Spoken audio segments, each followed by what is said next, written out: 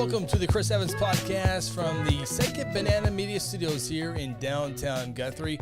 Hope you're having a great day. It is Tuesday, May 21st, 2024. Be sure to subscribe here on Second Banana Media to be updated with all of our videos as well as our live shows here on Second Banana Media. Last week, the Guthrie Blue Jays released their football schedule officially. It's the second almost official schedule. As you remember, a judge ruled against the OSSA in the Rule 14 in the private school matter. A lot to get into here, but we'll skip that for now. But it's official. The Guthrie football schedule is official, and that came out just last week, as you saw on social media. And it will be a different schedule than years past. There's so many changes within the district, a little bit of change in the non-district as well. So it should be a fun football season. It'll be different for the football program and for the fans as well. As everybody, Guthrie and Carl Albert always play in District 5A2, and that remains the same. But everyone else will be new to the district this year. We'll take a look at that portion, the district portion of the schedule, come up here in a few moments. The non-district portion of the schedule brings definitely some tough competition in the 4A levels when Tuttle and Blanchard on the schedule, and Duncan, a opponent that Guthrie has seen over the last several years, also in the non-district. So let's take a look at the full schedule. Then we'll dive into it here in a little bit. As you see, the very first game of the year will be August 29th. A couple of notes here before we dive too far into this. Guthrie will go to Elgin and scrimmage Elgin and Bethany on August 23rd. The season, as you see there, will kick off on August 29th against the Tuttle Tigers. Again, that Guthrie won a year ago, 20-3. Tuttle last year in 4A were 9-3, and they are always a perennial power in Class 4A football. And then you see week number 1 against the Tuttle is week 0. Then week number 1, you see Duncan. That game will be at Duncan. And Duncan, a 5A opponent. The Demons just 1-9 a year ago. And then you see the final non-district game of the year on September 20th, which is the Blanchard Lions. So Guthrie adds some toughness to their schedule as Blanchard is the defending 4A state champions. They were 13-1 a year ago. Their only loss coming to Piedmont. And if you notice on there's a bye week in week 1 on September 6th. So Guthrie will play Tuttle week 0, be off a week, and then play Duncan the following week after that. Ideally, the perfect, I think anyway, the bye week comes in week 4, in between your district and non-district, but did not work out this year for Guthrie. As I mentioned, a lot of changes in 5A District 2. No change at the top with Carl Albert Titans, the two-time state champions, and they continue to only get better and better. We'll see how much better they get this year. Already hearing a new quarterback is in town at Carl Albert, as well a new running back at Choctaw.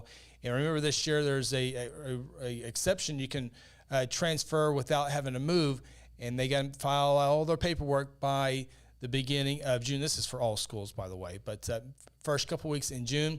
So we'll see how rosters are coming up here at the end of June, maybe July, definitely in August when we do our season previews. But let's take a look at the district portion of the schedule, and it all starts with the John Marshall Bears. John Marshall, a Class 4A team a year ago, they were 1-9, and the Bears, Guthrie, will go to John Marshall to begin district play. The second week of district play comes on October 4th, when the Guthrie Blue Jays host Noble for homecoming. Homecoming this year, October 4th. Mark that down as well. Noble last year was in 5A District 1, and they were just 3-7 a year ago. They had victories over Ardmore, Duncan, and Altus. That's the halfway portion of the schedule. Then you go week number 6, which will be the El Reno Indians on October 11th. That game is at El Reno. El Reno was a playoff team a year ago with a record of 6-5, losing a first-round playoff game to Carl Albert. Following week, Guthrie will host Western Heights on October 17th. Western Heights was a 4A independent school last year, kind of like Guyman. Guyman electing to go independent, not playing district play as they try to rebuild their program.